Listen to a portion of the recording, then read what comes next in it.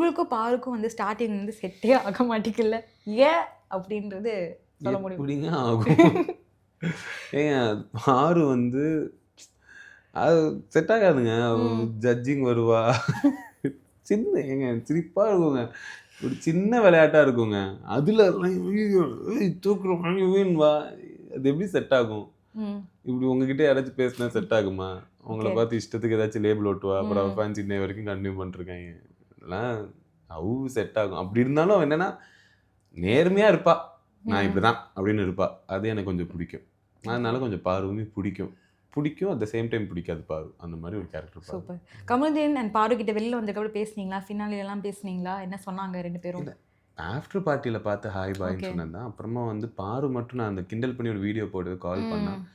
She seem tired. ரொம்ப டயர்டா இல்லடா போதும்டா. இதுக்கு மேல நம்ம இத நான் அது நான் ஃபன்னியா போட்டேன்.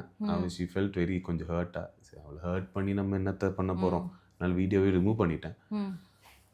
ஸோ மத்தபடி வேற எதுவும் பேசலங்க பெருசா. கமருதீன் கிட்டயும் பேசல. பாரு கிட்டயும் எதுவும் பர்சனல்லாம் பேசல.